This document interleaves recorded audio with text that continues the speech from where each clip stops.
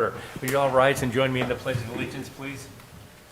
I pledge allegiance to the flag of the United States of America and to the republic for which it stands, one nation, under God, indivisible, with liberty and justice for all. Welcome, everyone. The first item on, wow, these worked well tonight. First item on the, I want to mention that Carmen Matthews is going to be virtual, and so is Sarah Stevens. She wasn't feeling well, and so she's virtual. Lucinda is not feeling well and will not participate this evening. So first item on the agenda is public comments. So this is the time to come forth and give us a public comment, preferably something that's not on the agenda. Any public comments this evening? Just come forth. Give us your name and the city you reside in, please.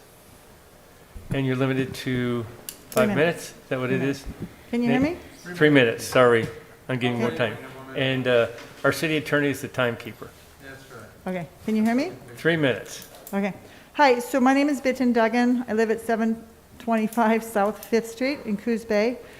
And I have two things to speak about. One's personally, one's professionally, so hopefully I can speak about the other one next. The easier one I'd like to speak about is professional. My program, Growing Through It, is a program of human rights advocates of Coos County, which is a nonprofit. We support people who have fallen through the cracks in the community. I've been doing this for like 8 years, and we've gotten more formal. We've gotten over $32,000 worth of grant and donations to help us help people on the street and who are poor and homeless. We've got some great programs, Cash for Trash. I give people cash vouchers for things that they need by picking up trash. I just bought 6 packs of cigarettes today because they took 12 shopping carts from the other side of the bridge all the way back to Freddy's and stuff like that. So it's a way to work with people so they can kind of be supported because they want to clean up, but they don't really do it. So we just took a huge $84 we spent at the dump to get like, I don't know, a lot of trash over from there. We still have more to do that we'll do next week. We're also going to take metal that they collect and stuff like that. And so we're doing all sorts of great things. But I do want to just specifically speak about the RVs that are still left over there by the where the old Pink Motel used to be. And working with those people, we put in thousands of dollars for helping pay for people to repair their RVs, to buy parts, to buy gas, to, towing, and things like that. And they're still there because it just takes time. We're waiting for a grant to be coming in, hopefully on Friday. And with those grant funds, we will prioritize getting those vehicles roadworthy so they can get out of there and insured and registered, and so they can abide by the city ordinance. But we do know that on Friday they're going to get a 10-day pass, a 10-day ticket, and so we're prepared for that. But the timing works out, so that would give us 10 days. There might be one that we just cannot fix, even though I paid the Bayshore RV to fix it last year. I don't know what's up with it, but we might just have to let it go, which is going to kind of suck for everybody. So I just want you to know that if you have questions, feel free to contact me. I don't know, whenever. So that's good enough for that. Okay. So the next one is a little bit harder, but this is it's a city complaint, and I didn't know who to complain to, and so I want it on public record, and I just want to be heard, and I apologize. I had my van, I had 2 rims I had to get to Roseburg, rims for a big transit truck. 2 rims, I had to get them to Roseburg so I could help one of our community members who got his vehicle impounded. He was in jail. Your time's up. But that's for the other one. It doesn't matter, it's 3 minutes period, not per subject. So if you would have told me, so I'll come back next in 2 weeks then. You can do that. And I Wow. appreciate all your help. And if you want, council, it's up to you. Do you want to continue on or let her come back? Why don't you? How quick can you make your Two complaint? and a half minutes, I mean, I would, So 2 let me ask minutes on you, the 2.5 minutes. let's continue on with the meeting. At the end of the meeting, if you want to go ahead, we'll let you get I back have up. to go fix my furnace I gotta go fix my pellet stove. But So we have I'll other come back peop- in 2 weeks. Okay, I'll thank come you back so in much. 2 weeks. All right. Thank you. Uh-huh. So, Chief, there's a 10-day notice on, which we referencing in the. She's referencing the tow tag that we put Right, but on is- for is the it 10 abandoned days? vehicles. Is it what it So is?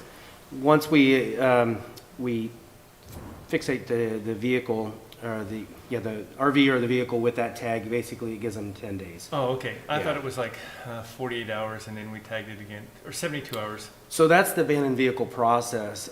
So if we observe a vehicle that's abandoned on the city right-of-way, yes, we observe it for the 72 hours, then we tag it, and then it stays with that tag on it, that orange tag, for 10 days before it's removed. Okay.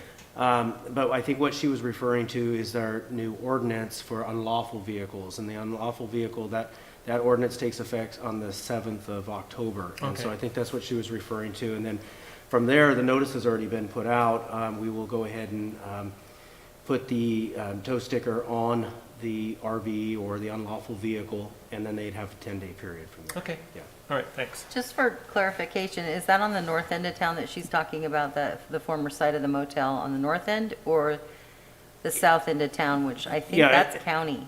No, I think she was referring to North 6 Okay. on the north end of town. Near Toyota.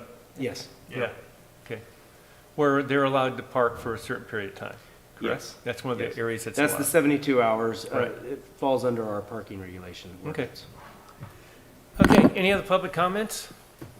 All right, hearing none, we'll move in the next item. Consent calendar, please. How would you like to move forward, council? I move we approve the consent calendar. Second. To move and seconded to approve the consent calendar as submitted. Any other discussion by anyone? Hearing none, I'll call for the question. All in favor say aye. Aye. Aye. Carmen? Silence is a yes, I believe, right? Okay. Okay, next item. Oops, yes, sorry. All right, Carmen, thank you. I'm unmuting. Approval of a Domestic Violence Awareness Month proclamation. Chief, I thought you were going to lead this off, am I correct? Yes, I can do that. So by presidential proclamation since 1987, during the month of October, victims, service providers, criminal justice members, professionals, and community volunteers join together in observance of the Domestic Violence Awareness Month. Domestic Violence Awareness Month provides an excellent opportunity for citizens to learn more about preventing domestic violence and to show support for the numerous organizations and individuals who provide critical assistance to the victims. And with that being said, I'd like to also introduce Rochelle Espy, and it's Rachel, I'm sorry, Rachel Espy. Rachel's with the SAFE Project, and she's going to provide you guys a little bit of information about what the SAFE Project is about and the valuable services it provides to the victims of our community. And I think when she is completed with her report, she's also going to read the proclamation and give you guys an opportunity to agree with it if you choose. Hi, Rachel. Thank you. Oh, I have to, I'm shorter. Yeah, no, sorry. pull it down. So we can- Can you hear me okay? Okay, I promise not to take up too much of your time. No, it's fine. You're on the agenda. There's a difference here. Thank you. Okay. So my name is Rachel Espy. I'm the executive director of the SAFE Project, and I've been with the SAFE Project for 6 years. I've been the director for 5. It's always been a goal of mine to have a proclamation with the city, but it's kind of always slipped through my radar. So I'm just really excited to be here with you all and wanted to say thank you for having me. Before I get started into the proclamation, I just wanted to share a little bit of information about the SAFE Project. In 2020, we served 926 clients, domestic violence and sexual assault survivors. In our shelter program, we served 120 adults and 28 children in 2020. That number is usually a little bit higher, usually in the 160 range, but because of COVID, we did have to reduce our bed space for social distancing, which has, been a challenge in our shelter program. but we have still maintained shelter services and even been able to make shelter improvements with COVID funding. I was eavesdropping when I first got in here about some other great benefits that COVID funding has been able to give our community. So there has been a silver lining with the COVID-19 funding. We've been able to increase our security at our shelter premises. We've been able to have security cameras installed and enhanced alarm systems installed. And we also have several big projects coming up for our shelter properties. We hoped to implement a new security fencing around both of our properties to enclose the whole premises because I've personally been followed onto shelter by a perpetrator, so it's definitely a concern for us. And then within the next year or 2 years, we hope to break ground on a laundry and pet care facility. As you all may know, survivors with pets, oftentimes it's a barrier for them leaving the perpetrator because they are afraid to leave their pets behind with them. So we're trying to close that gap in services in the next year. So those are some of the things we have going on at the SAFE project. And now I will read the proclamation. Whereas domestic violence is a serious crime that affects people of all races, ages, gender, and income levels. And whereas domestic violence is widespread and affects over 4 million Americans each year, and whereas 1 in 3 Americans have witnessed an incident of domestic violence, whereas children that grow up in a violent home are believed to be abused and neglected at a rate higher than the national average, and whereas domestic violence costs the nation billions of dollars annually in medical expenses, police and court costs, shelters, foster care, sick leave, absenteeism, and non-productivity, and whereas only a coordinated community effort will put a stop to this heinous crime, and whereas Domestic Violence Awareness Month provides an excellent opportunity for citizens to learn more about preventing domestic violence and to show support for the numerous organizations and individuals who provide critical advocacy, services, and assistance to victims. Now therefore, I, Joe Pineda, Mayor of the City of Coos Bay, do hereby proclaim the month of October as Domestic Violence Aware Month and urge citizens of Coos Bay to work together to eliminate domestic violence from our community. Thank you so much. Thank you, Rachel, and thank you for all that you do. It's much you. appreciated, yes. Okay, next item on the agenda is going to be a public hearing to consider. Can we approve the Oh. proclamation? I apologize. Council? I'll make a motion to approve the proclamation designating October 2021 as Domestic Violence Awareness Month. Second. It's been moved and seconded to approve the proclamation of Domestic Violence Awareness Month. Any other comments? Hearing none, I'll call for the question. All in favor say aye. Aye. Any opposed? Hearing none, it passes. Okay, next item is public hearing to consider proposed solid waste franchise rate adjustment. Nicole, Roger, one of you want to start us off? I'll go ahead and take this. Okay?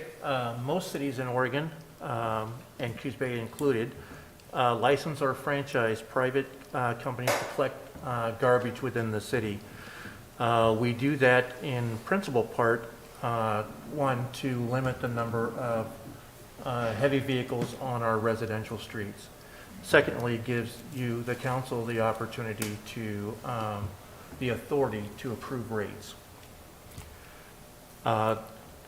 The current franchise agreement allows for an opportunity for annual rate adjustments for you to be considered. Both our rate holders have representatives here, and traditionally, they've come before you, just as they're doing this year, and they base their rate increase based off the prior year's CPI, but they generally don't ask you for the full CPI, they generally only ask you for 75% of that. Such is the case this year, and last year's CPI was 1.4%. Excuse me, I think it's 75% of last year's, and it equates to 1.4%, which, if you drill it down to the cost of what's our end users going to pay, it comes out to about 33 cents a month increase for a basic 35-gallon container. So what you also have in your packet is how do we stack up, no pun intended on the garbage there, but against other cities for our garbage rates. And you'll see we're kind of right in the middle there. Most of them are fairly close to you. You do have both providers here if you have questions of them, or if they want to. Did you, either one of you want to make a comment? Okay, please do.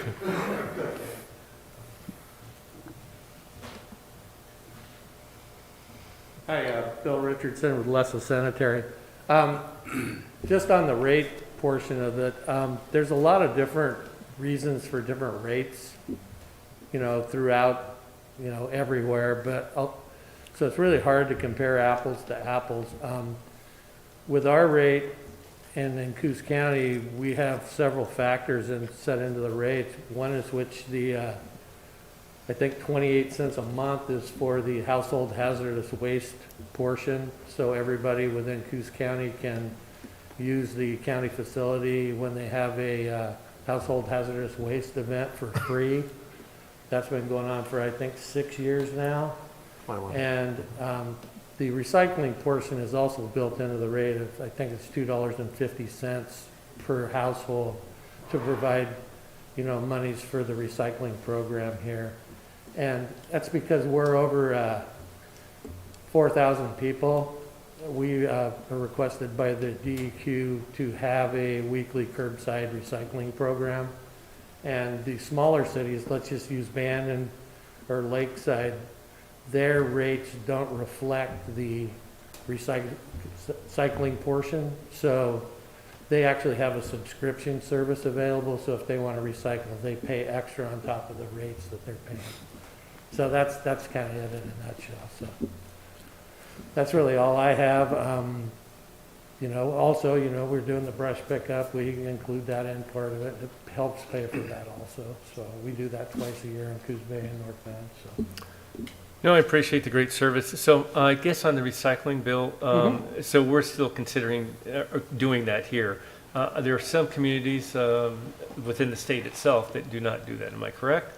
Do what, excuse me? Do not recycle? Actually, that stopped for a while, but now that the domestic market is actually picking up and the mills are actually tooled up to receive the recycled materials now that are kind of limited from what they used to be. I think everybody's back on track again with that, so it's going well with recycling now. Oh, good. Okay. Yeah. Any other questions, anyone? No?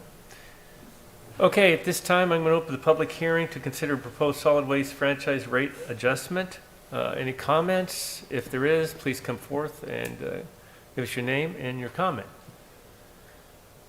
Okay, seeing that no one wants to make a public comment, I'll close the public hearing to consider proposed solid waste franchise rate agreement. And so, Council, how would you like to move forward on the resolution?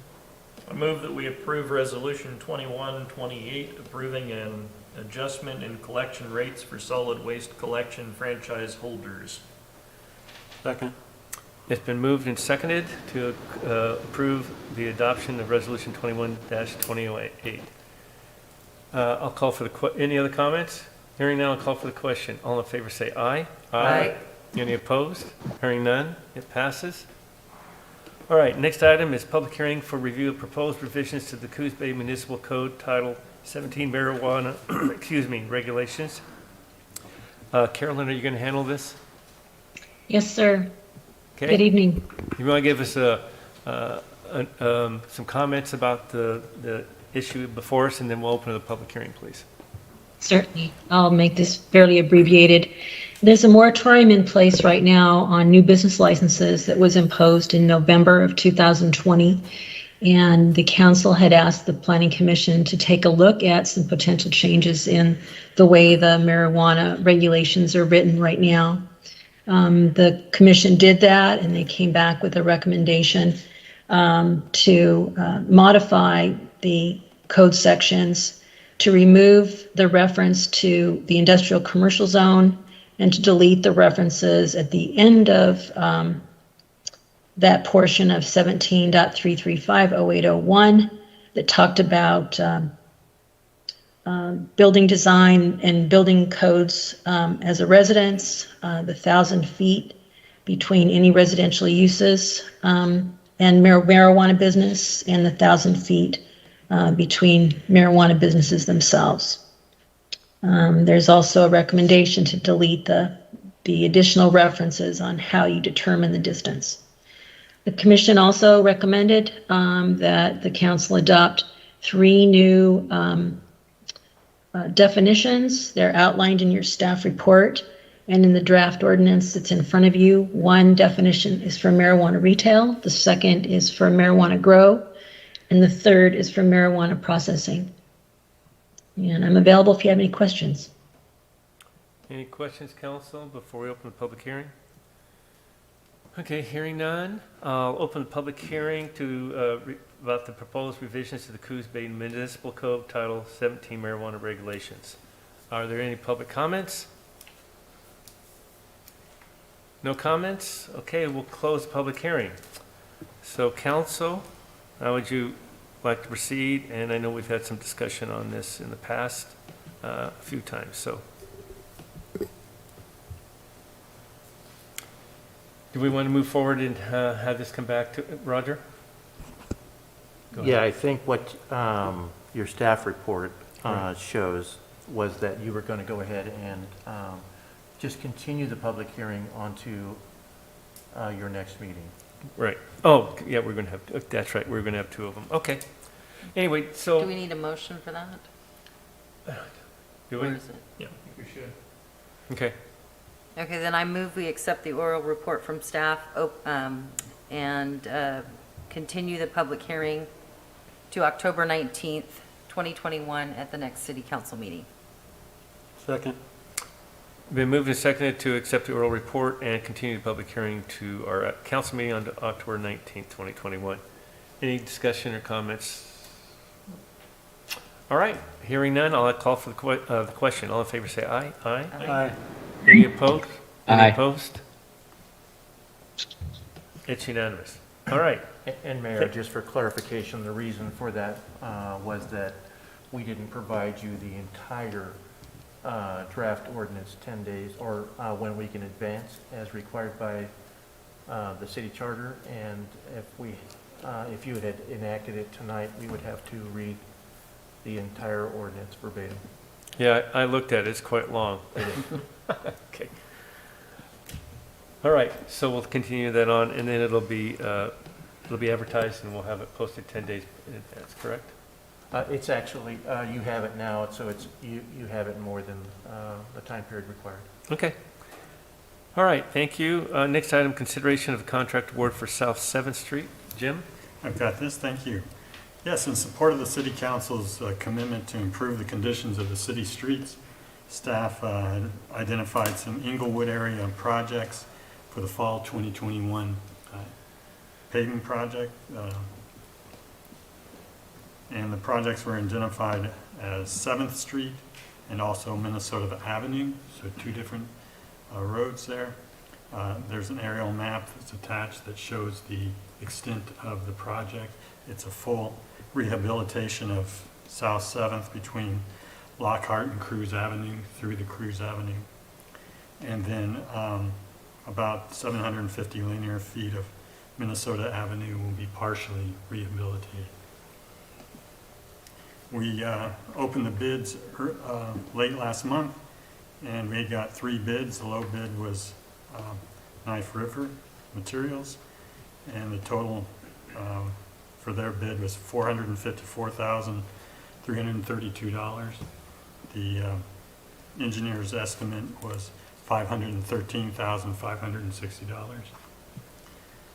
Staff is recommending a 15% contingency only because of the unknowns under those 2 roads there. So that contingency would be an additional $68,150. So if it pleases the council, we're recommending award of the South 7th Street Minnesota Avenue Road Rehabilitation Project to Knife River Materials, again for $454,332 plus that 15% contingency. Council? Any questions for Jim? Jim, do you have any idea how much of the contingency has been used in previous projects? It's varied. we've done anywhere from 8% to probably 18%. Well, excuse me. 10% of the contingency up to 80% of the contingency. Oh, okay. A lot of the roads we tear up, I feel like we tend to find they didn't have a roadbed. Right. Any other questions? Okay, hearing none, how would you like to proceed?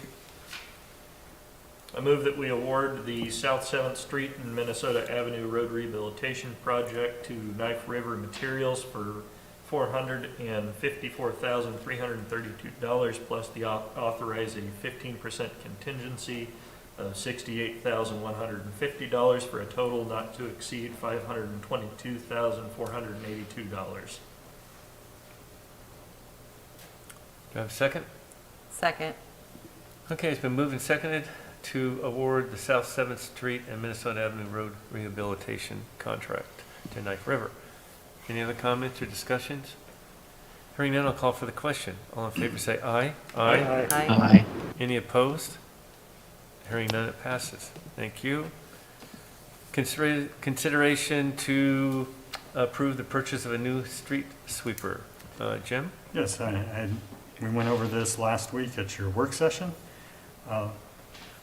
The city's current sweeper has passed its useful life, and staff is recommending the purchase of a new street sweeper. The typical life of a street sweeper is about 7 to 8 years. The city's street sweeper is a 2011 model, and over the last couple of years has experienced significant and numerous repairs that have caused staff to recommend the replacement. After researching what's available on the market, staff is recommending the Global R4 Regenerative Air Sweeper. And we're also looked for the best competitively bid pricing available, and we found a cooperative purchasing agreement out of the Houston-Galveston area in Texas that has the best price we could find for this particular sweeper. And so we're requesting tonight that you consider authorizing the city manager to enter into that purchase agreement with the Houston-Galveston Area Council, and also to approve the purchase of the street sweeper for an amount not to exceed $307,033. Questions for Jim? How much road does this have to work on in the city? Do you have a number? We have about 165 lane miles. And how often are those? Well, it's on the road every day, Okay. clean. And if I remember from our conversation, there's some design differences between what we have now that people see on the road and what we'll be getting as far as the brush Yes, that's correct. component of that. Yeah, this particular model was built as a street sweeper from the ground up. And it has one motor as compared to the 2 motors on the existing sweeper we have now. Has enhanced visibility and enhanced hopper. Let's see here. It's a stainless steel hopper as opposed to just the metal that we have on the old sweeper.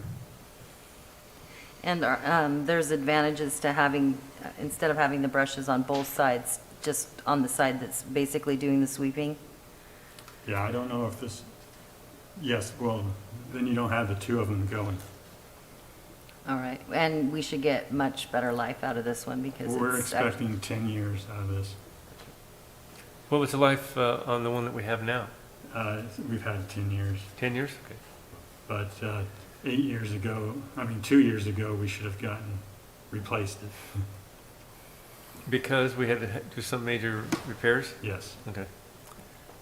Is there any value on the old one that We're still negotiating that, but we expect to get anywhere from 10 to 35,000. Right. And when do we expect delivery on the one that we? Oh, let's see, I have that answer, but I don't have it written down. Okay, I'll get back to you. that's fine. just curious what would happen if we didn't sweep our streets. Well, this time of year, we have problems with the leaves. They clog the storm drains, and they're slick to drive on. So- And then there's water quality benefits that we derive, taking the materials off the streets before they get into our storm drains and out into the bay. So there's value in making sure those are done every week. So Jim, I forget, I heard the terminal, how much we debris pick up a year. Do you remember what it is? Or- No, I don't. Roger? I don't, but I remember doing an analysis with staff at one time. If we, instead of land applying it like we do now, if we were to take it to and have to pay to have it dumped, we were looking at several $100,000 a year. Yeah, don't we have a lot that we just use? It is.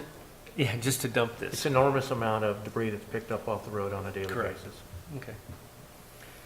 And Jim, if I remember correctly, this is an unanticipated Right, we went- purchase, but there's carryover from last fiscal year that will cover the cost? That's correct. All right, any other questions? Hearing none, council, how would you like to proceed?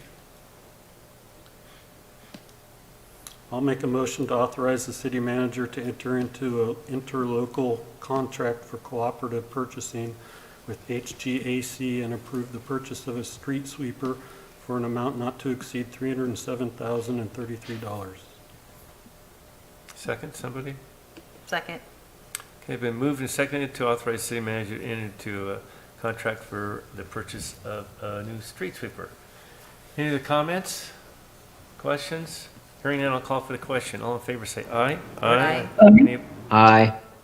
any opposed? Hearing none, it passes. Thank you. City manager's report, Roger. Well, I'm happy to report that the signal at Hemlock and Broadway is finally active today. I heard from the developer that part of the delay, besides the chip that was needed to make the signal work, was they waited 8 months for a illuminated sign that would show people that they couldn't turn when there was activity on the rail line. So it's been long awaited. Now we'll wait for the adjustment period for everybody to get used to it. Today, staff held a pre-bid meeting for interested contractors looking to vie for the opportunity to clean up the Inglewood school site. At our previous bid process, we only had 2 bids. Today, we had 10, we had a number of individuals representing 10 different contractors looking to bid on that. So I believe the formal bid opening is scheduled for October 12th, and it'll be back before you, I anticipate, at your next meeting for consideration.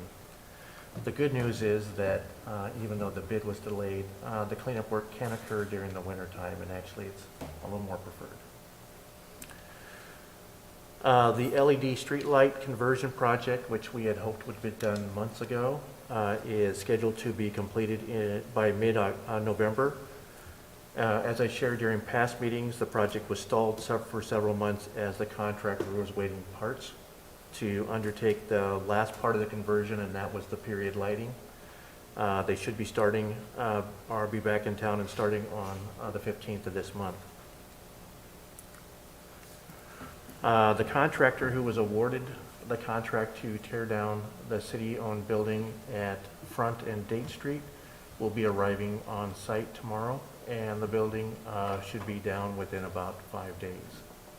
So I know that's just the first phase of that project. The next phase, even though we have all the approvals to do the site cleanup on the storage, the old storage facility or salvage yard, that'll have to wait because that cleanup cannot be done during the rainy season. So I anticipate that will be bid out early next year.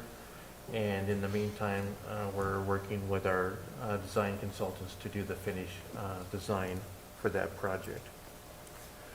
So Roger, just to refresh everyone's memory, the reason we're doing this is to have off-street parking lots on Front Street. That's correct. Right. That's been an identified issue for more than 20 years. In every study that's been done on how to make that part of our city more active and vibrant, has identified that parking will be an issue and needs to be mitigated. Thank you.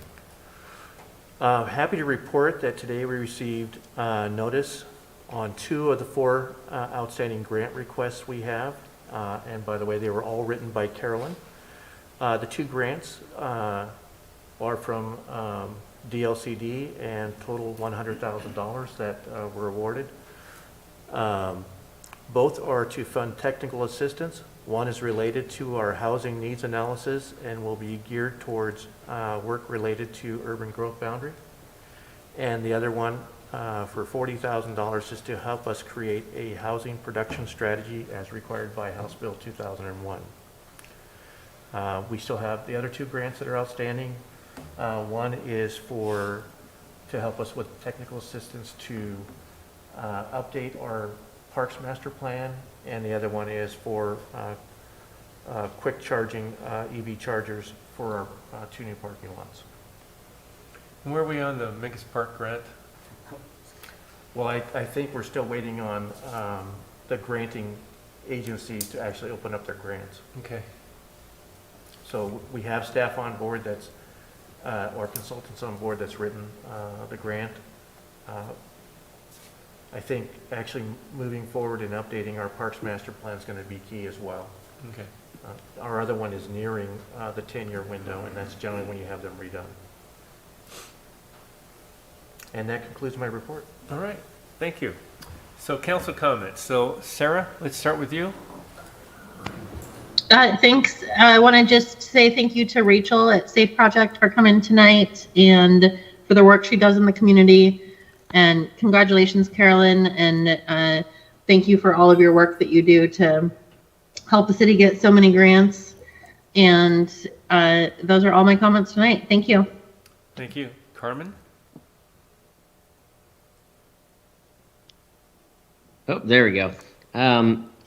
I would like to echo what Sarah just said. Thank you so much for working on behalf of the community to bring domestic violence into the focus and helping us prevent as a community as a whole.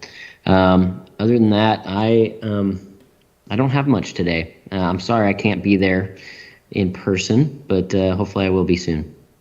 All right, Carmen, thank you. We understand. Not a problem. Appreciate it. Drew? It was good to see Rachel, like everybody said. I've done some work with her for clients and in situations I've encountered in the community, and I've known quite a few folks that have unfortunately had to utilize the Safe Project services. So good to see her, and other than that, I'm going to try being quiet for once. You're not a problem. Rob? I just want to remind everybody that this is National Fire Prevention Week. It's a good time to check your smoke alarms and carbon monoxide detectors to make sure they're working. Battalion Chief Atkins, do you have anything to add to that? Yeah, we normally do some different functions in the schools, and this year we're trying to do some different outreach sessions, but we're also, I think this month is when we change our clocks forward, so it's always a good reminder to check your smoke alarms at the same time. Thank you. And the only other thing I had was I want to again remind everybody that the Coos Bay Public Library Foundation is having their after hours at the library this, I think it's Saturday, October 9th at 7 p.m. It's going to be virtual again this year. You can go to coosbaylibrary.org to register, but tomorrow is the last day to register for that. And they will, everybody that registers will get a goodie bag from Black Market Gourmet, and they will also be having an online auction that will be live until midnight on October 9th. That's all I have. I encourage everybody to join in that. It was a great event last year. Yeah. Sammy, do you have any comments to add to that about the library event?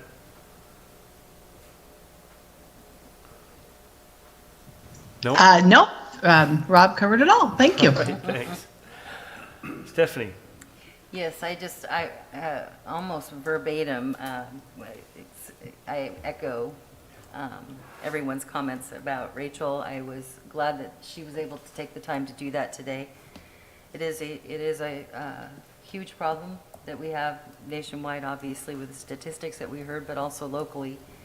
And I can't think of a better person. I met Rachel last year during a random act of popcorn with the Egyptian Theater, and she is the perfect person for the job. I mean, those folks that we met are so positive, and I think that is so necessary when people are in those situations. So I appreciate what the SAFE Project does in our community, and the staggering numbers. I'm sure that our police department is very glad that they are here as well.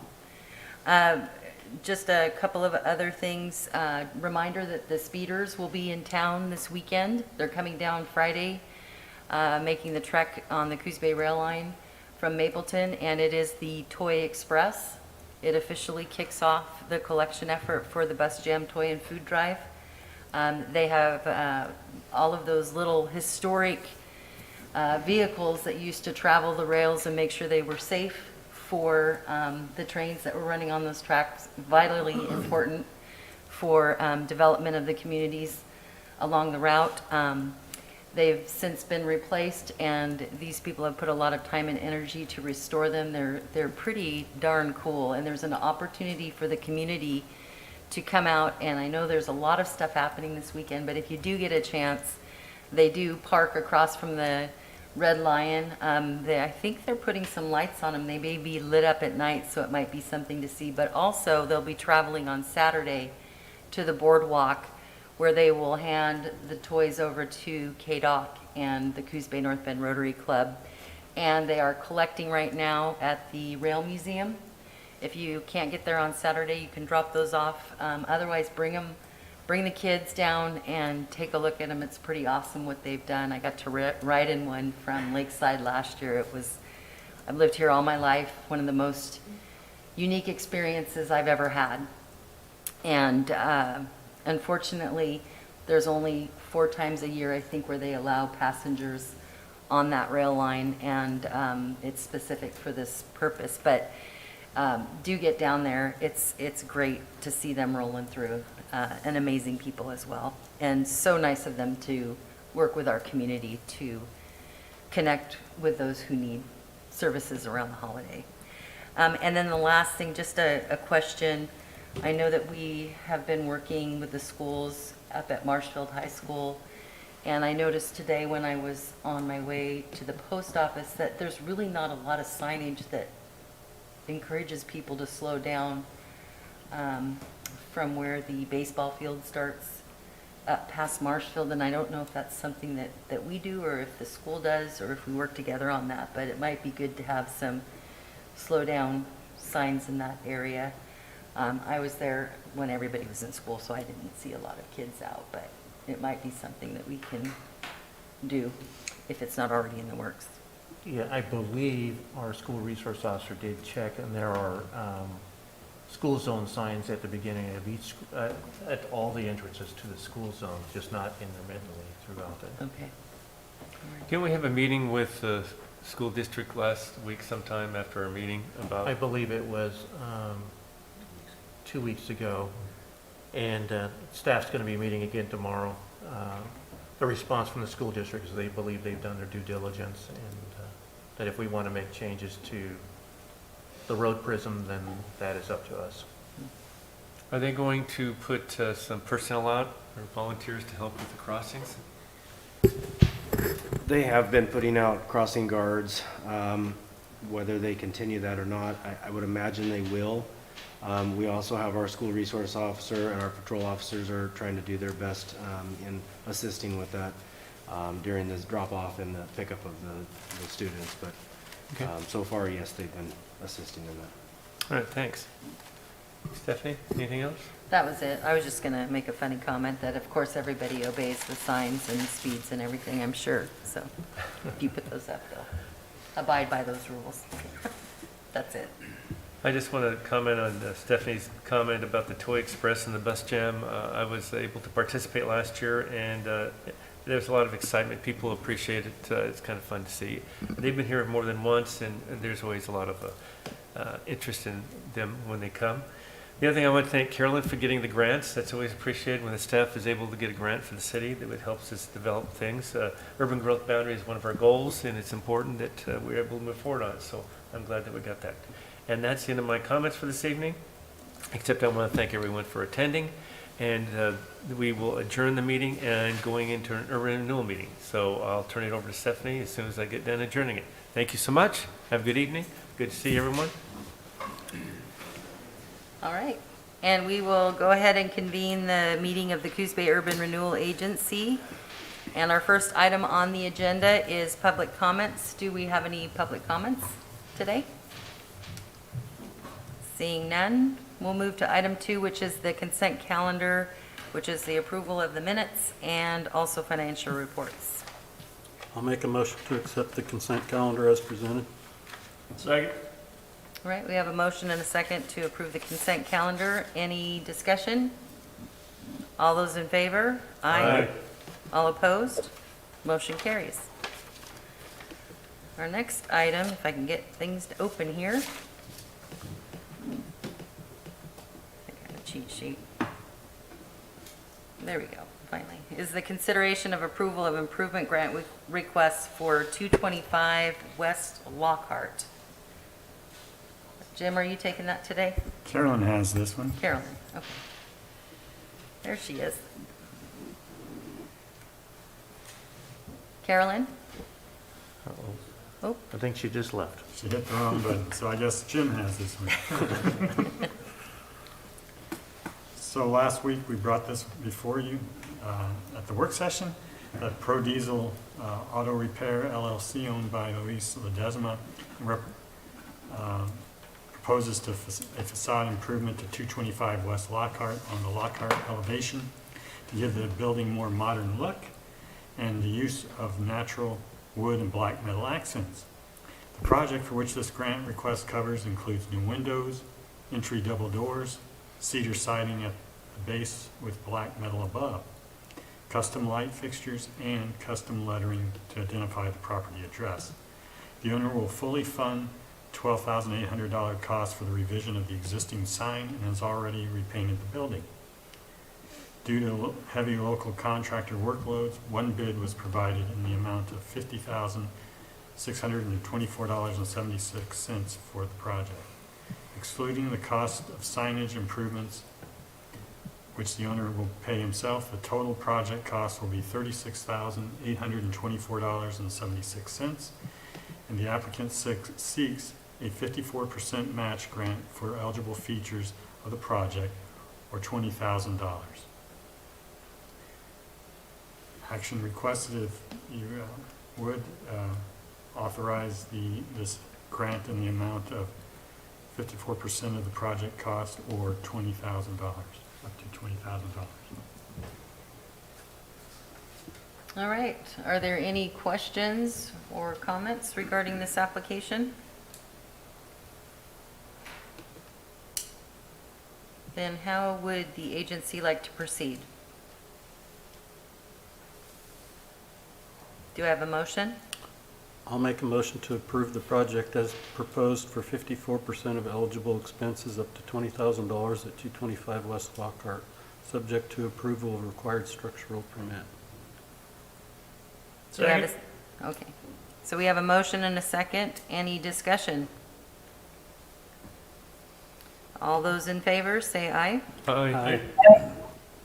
All opposed? Motion carries.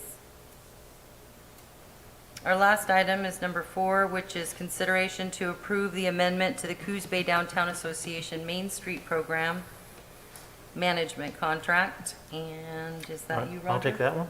Okay. The Coos Bay Urban Renewal Agency and the Coos Bay Downtown Association have a long-standing relationship with the agency providing financial support for the Coos Bay Downtown Association's management and implementation of the Main Street program. Our most recent management agreement was approved by this agency back in July 2021. And even though it's been a short period of time, I'm back to ask for an amendment to that agreement. The purpose of that amendment is that we recently received, after a number of months an agreement with Pacific Power where they'll allow for putting wraps or doing artistic painting on some of their utility boxes within the downtown district, which is a project that's been requested by the Downtown Association. While that agreement with Pacific Power is with the city, we have the authority to transfer the roles and responsibilities to undertake that program to the Coos Bay Downtown Association, and that is what the amendment represents. The amendment's already been reviewed and approved by the Downtown Association. So we're just requesting that the agency, if it pleases you, to approve that first amendment. And these are either paint or wraps on the utility boxes? Correct. It still has to go through a review and approval process with Pacific Power. Are there any other questions? All right. How does the agency wish to proceed? I'll move that we approve the First Amendment to the Coos Bay Downtown Association Main Street Program Management Agreement. One less thing for staff. Do I have a second? Second. All right, we have a motion to approve the First Amendment to the Coos Bay Downtown Association Main Street Program Management Agreement. Any discussion? All those in favor, say aye. Aye. Aye. Oh, sorry. All those opposed? Motion carries. And that is all of the business we have on the agenda tonight, unless anyone has anything else. Then we are adjourned. 51 minutes.